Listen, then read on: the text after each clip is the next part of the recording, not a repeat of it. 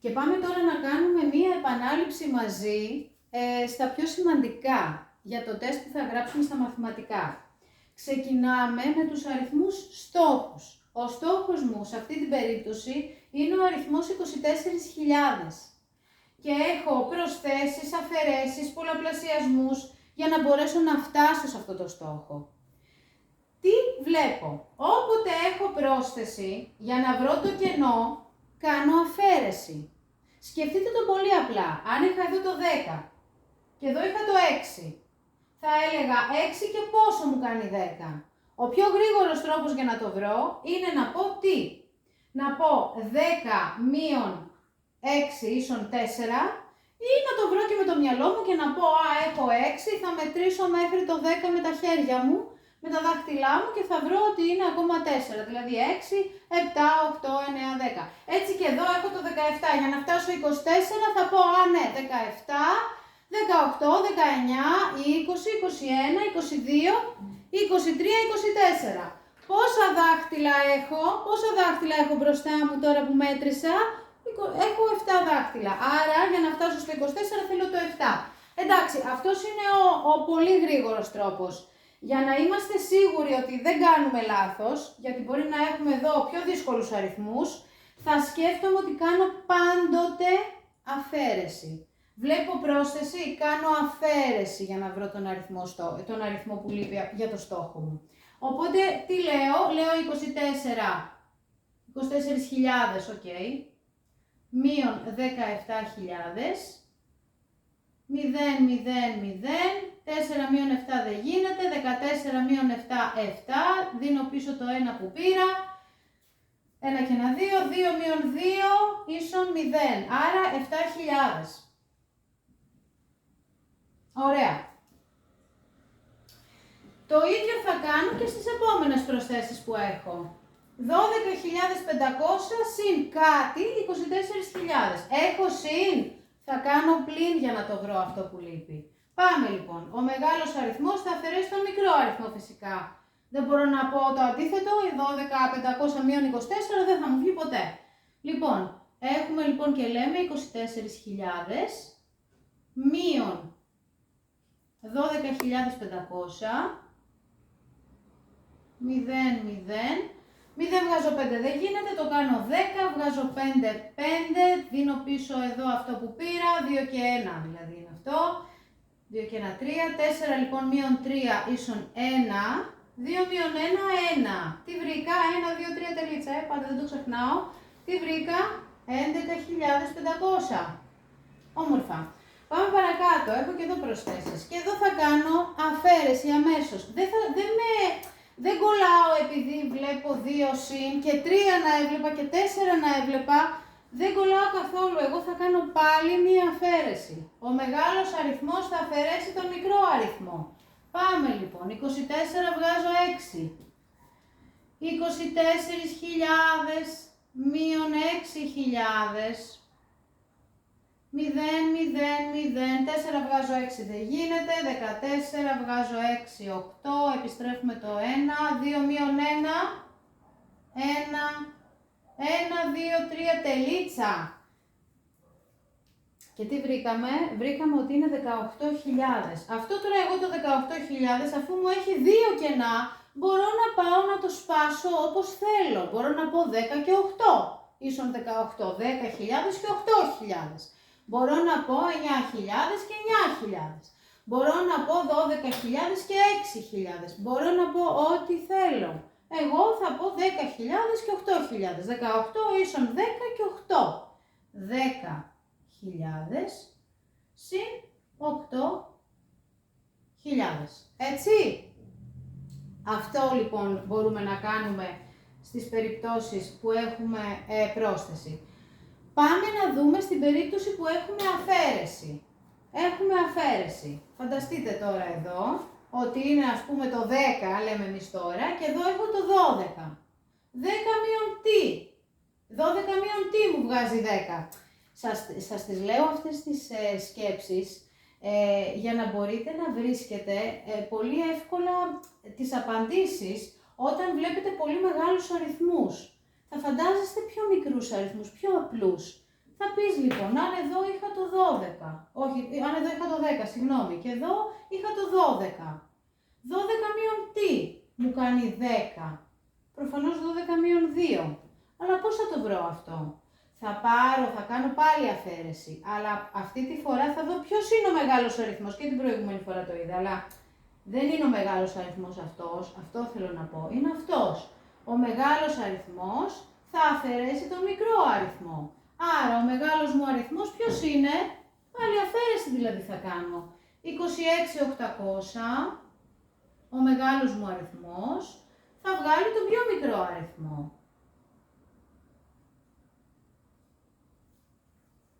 0 βγάζω 0, 0, 0 βγάζω 0, 0, 8 βγάζω 0, 8, 6 βγάζω 4, 2, 2 βγάζω 2, 0. 1, 2, 3 τελίτσα, 2.800. Αυτό θα πρέπει να βάλω εδώ, παιδιά. Ξανά, βλέπω αφαίρεση, θα κάνω αφαίρεση και θα πω ο μεγάλος αριθμός θα αφαιρέσει τον μικρό αριθμό. Βλέπω πρόσθεση, θα κάνω το αντίθετο, θα κάνω αφαίρεση. Και ο μεγάλος αριθμός βρίσκεται πάντα εδώ και θα αφαιρέσει τον πιο μικρό αριθμό, αυτόν που ξέρω μέχρι τότε. Άρα λοιπόν εδώ θα βάλω 2.800. 26.800 μείον 2.800 μου κάνει 24.000. Επόμενο. Έχουμε εδώ 2 επί. 24.000, 2 επί κάτι μου κάνει 24.000. Τι μπορεί να μου κάνει 2 φορές κάτι και να βγει 24? Εάν το σκεφτώ πολύ απλά, θα κάνω πάλι το αντίθετο. Δηλαδή θα πω, η αντίθετη πράξη του πολλαπλασιασμού είναι η διαίρεση. Οπότε, 24 δια 2, πόσο μου κάνει? Πόσο μου κάνει? Το μισό, τι σημαίνει δια 2? Σημαίνει το μισό. Το μισό του 4 ποιο είναι? Το 2. Το μισό του 2, 2 δια 2 δηλαδή, ίσον 1. 12. Ή μπορώ να το πάρω ψηφίο. 4 δια 2, 2. 2 δια 2, 1. Άρα είναι 12. Μιλάμε όμως για χιλιάδες. Άρα θα βάλουμε και 3 μηδενικά από πίσω. 12.000. Εντάξει. Μια άλλη σκέψη ποια είναι? Λες ότι είναι 2 φορές κάτι. Βγάζει 24. Τι μου βγάζει 2 φορές? 2 φορές το 10. Θέλει κάτι μεγάλο, θέλει κάτι ψηλό. 2 φορές το 10 μου βγάζει 2 επί 10, 20. 2 φορές το 11, 11 και 11, 11 και 11, 1 και 1, 2, 1 και 1, 2, μου βγάζει 22. Για να δω μήπως είναι 2 φορές το 12, 12 και 12. Και τι διαπιστώνω, 12 και 12 μου κάνει 24. Μπορώ να το κάνω και εδώ, να πω 12 και 12, 2 και 2, 4, 1 και 1, 2, 24. Άρα είναι το 12, 12.000. Αλλά εντάξει, καλό είναι να χρησιμοποιείτε μόνο έναν τρόπο για να μην μπερδεύεστε. Οπότε, βλέπω πολλαπλασιασμό, κάνω το αντίθετο, κάνω διαίρεση. 24 δια 2 λέω μέσα στο μυαλό μου, πόσο μου κάνει? Το μισό του 24 είναι το 12. Μπορώ να το πάρω και ψηφίο. Το μισό του 4, το 2. Το μισό του 2, το 1. Έχω και τα 3 μηδενικά από πίσω, 12.000. Επί 8.000, κάτι επί 8.000 μου κάνει 24.000. Πάλι εδώ θα κάνουμε το αντίθετο της πράξης που βλέπουμε. Βλέπω πολλαπλασιασμό, το αντίθετο είναι η διαίρεση. Οπότε θα πω 24.000 δια 8.000. Αν δεν δω τα μηδενικά μου, ουσιαστικά τι είναι? Είναι 24 δια 8. Και τι μου κάνει? 8 επί πόσο μου κάνει 24? Τι μου κάνει 24? Έτσι το σκέφτομαι, αντίθετα. 8 επί πόσο μου κάνει 24? Μια φορά το 8, όχι, δεν μου κάνει. Μια φορά το 8 μου κάνει 8. 2 φορές το 8. 8 και 8, 8 και 8 μου κάνει 16. Όχι, δεν μου κάνει 24. 2 φορές το 8. 3 φορές το 8. 3 φορές το 8, 8 και 8, 16 και 8, το υπολογίζω με τα χέρια μου, 16 και 8, 24. Άρα 3 φορές το 8 μου κάνει 24. 3 φορές το 8.000 μου κάνει 24.000. Καταλάβατε, παιδιά? Έτσι λύνουμε λοιπόν αυτές τις ασκήσεις. Φεύγουμε από τους αριθμούς στόχους και πάμε σε επόμενο σημαντικό θέμα που είναι η μονή και ζυγή αριθμοί. Τι θυμάμαι? Μονή. Αφού λέγονται μονή, θα ξεκινήσουν από κάτι μονό. 1. Και προσθέτω κάθε φορά 1 και 2 ίσον 3. 3 και 2 ίσον 5. 5 και 2 ίσον 7. 7 και 2 ίσον 9. Αυτή είναι η μονή, παιδιά, αριθμοί. Είτε μόνοι τους, είτε στο τέλος ενός αριθμού, αυτή είναι η μονή αριθμοί. Αυτοί δηλαδή ορίζουν έναν αριθμό ως μονό. Δηλαδή μπορώ να έχω τον αριθμό 281, αυτά μπορεί να μην είναι μονά, αλλά αυτό στο τέλος είναι μονό. Βλέπω πάντα δηλαδή το τελευταίο ψηφίο και έτσι καταλαβαίνω ότι είναι μονός ο αριθμός. Πώς το θυμόμαστε? Ξανά από τη λέξη την ίδια, μονή. Ξεκινάω από το μονό. Αυτό είναι μόνο. Μονό, είναι μόνο του. Οπότε, μονή, μονό, 1 και 2, 3 και 2, 5 και 2, 7 και 2, 9. Και αυτή είναι η μονή αριθμή. Οι ζυγοί αριθμοί δεν ξεκινάνε από το μονό, εννοείται. Έχουν πάντα το κουλουράκι τους μπροστά, έχουν πάντα το 0. Ποιος να το πάρει το 0? Αποφάσισαν οι ζυγοί να το πάρουν.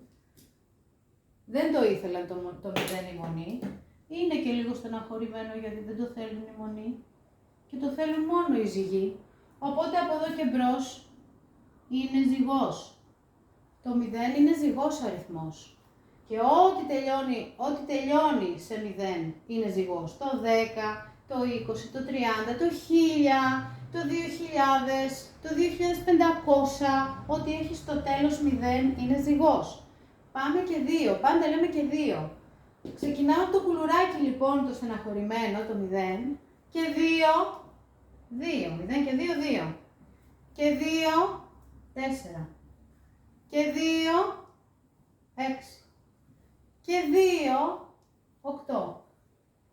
Και εκεί τελειώνουμε, γιατί αν πω 10, το 10 τελειώνει σε 0, το 0 το έχω ήδη εδώ, το ξέρω ότι είναι ζυγός, οπότε δεν χρειάζεται να πω 10. Ελάτε να κάνουμε μια εξάσκηση. Να δούμε μερικούς αριθμούς. 136, 203, 5.678, 77, 129. Λοιπόν, τι βλέπω πάντα? Βλέπω μόνο τον τελευταίο αριθμό για να καταλάβω αν είναι μονός ή ζυγός. 6. Πού είναι το 6? 0, 2, 4, 6, 8, ζυγός. Εδώ τελειώνει σε 3. Πού είναι το 3?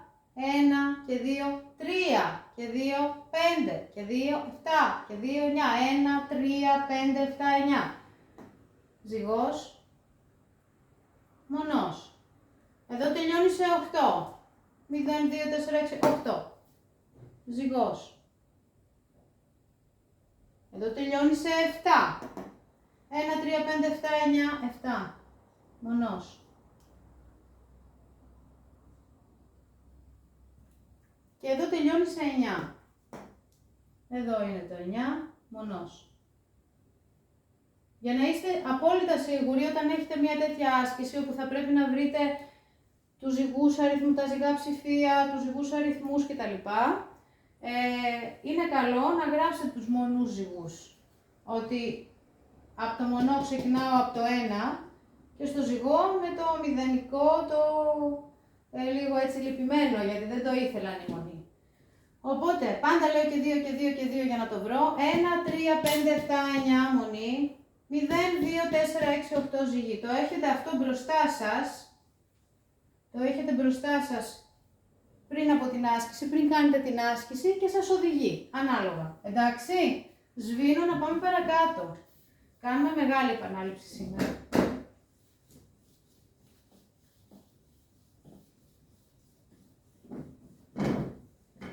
Λοιπόν, παρακάτω. Τι είναι άλλο σημαντικό? Ένα άλλο σημαντικό, παιδιά, είναι να βρούμε το μισό και το διπλό. Θα το δούμε σε πρώτη φάση με πολύ απλά ψηφία, με πολύ απλούς αριθμούς. Έτσι ώστε να καταλάβουμε πώς βρίσκουμε το μισό, δηλαδή όταν βρίσκουμε το μισό τι κάνουμε διαίρεση και όταν βρίσκουμε το διπλό κάνουμε πολλαπλασιασμό. Οπότε πάμε να δούμε τους εξής αριθμούς. Έχω ας πούμε το 8.020. Πώς μπορώ να βρω το μισό? Το μισό. Τι σημαίνει το μισό? Σημαίνει ότι θα κάνω διαίρεση. 8.020 δια 2. Και πώς μπορώ αυτό να το βρω? Τι είναι το 8.020? Είναι 8.000, όπως το λέει και η λέξη. Σπάω λοιπόν τον αριθμό μου και 20. Το μισό του 8.000, δηλαδή ουσιαστικά τι ζητάει? Ζητάει το μισό του 8. Τι είναι το μισό του 8? Τι θα μπορούσε να είναι το μισό του 8? Βάζω αμέσως μπροστά μου 8 δάχτυλα. Το μισό είναι να πάρω το ένα κομμάτι, ίδια δεν είναι αυτά? Το μισό, αυτό είναι όλο. Το μισό φεύγει. Το μισό και μένουν αυτά. Άρα το μισό του 8 είναι το 4. Επειδή όμως έχω 8.000, δεν μπορώ να γράψω μόνο 4, 4.000, έτσι. 4.000. Συν το μισό του 20. Τι είναι το μισό του 20 ουσιαστικά? Το μισό του 2. Το μισό του 2 είναι το 1. Έχω το 2 που είναι ολόκληρο, παίρνω το μισό. Αυτό δεν είναι το μισό του 2? Αυτό και αυτό, αυτά τα δύο δάχτυλα δεν φτιάχνουν το 2. Το μισό του 2 είναι το 1. Συν 1, αλλά δεν θα γράψω απλώς 1, έχω και ένα μηδενικό από εδώ πίσω, 10.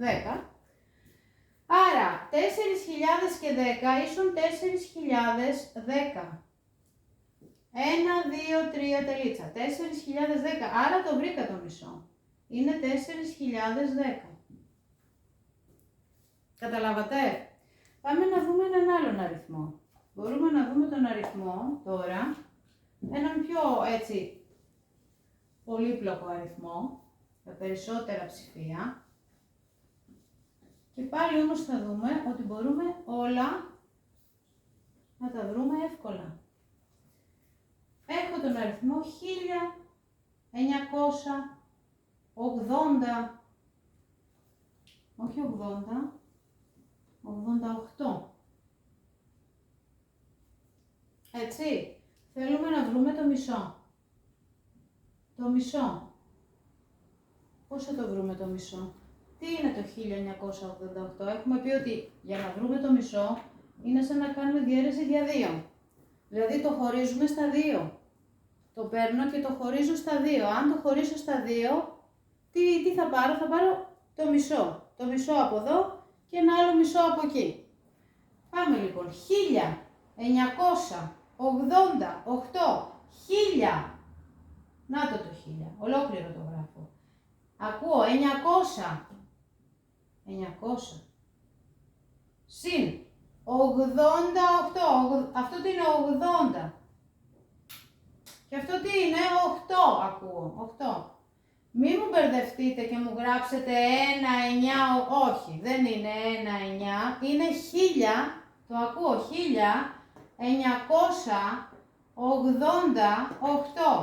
Άρα αυτό το ψηφίο φερρυπίν εδώ, τι αξία έχει, 80. Αυτό 900, δεν είναι 9 που το βλέπω 9, μου μπερδεύεστε κάποιοι, εντάξει.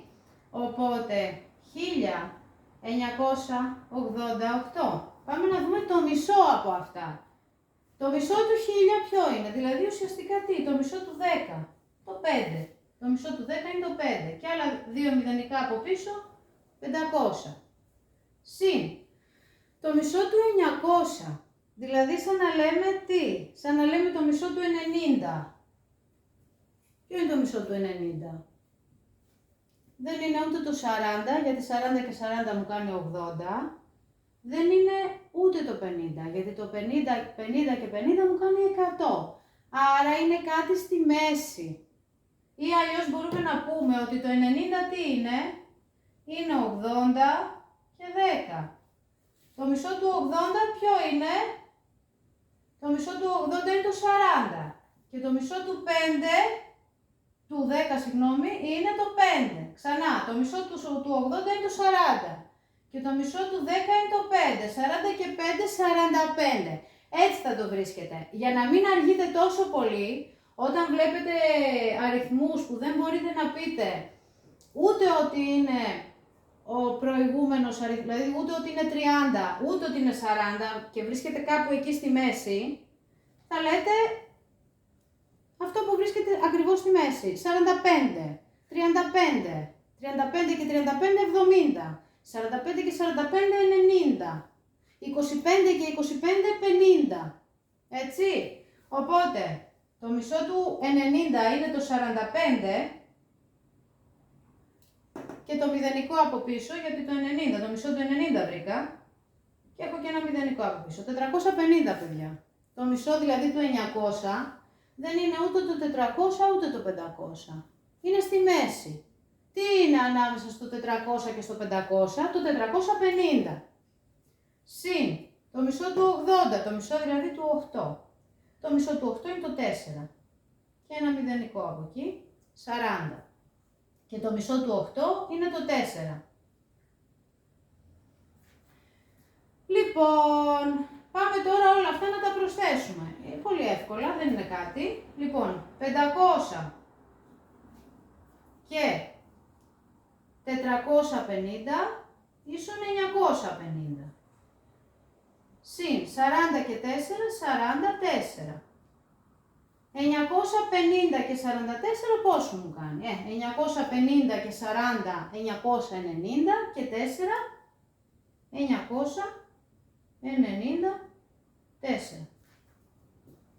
Κατανοητό? Δηλαδή παίρνουμε ένα-ένα τα ψηφία αυτά, τα αναλύουμε και βρίσκουμε κάθε φορά το μισό. Το μισό και το μισό και το μισό.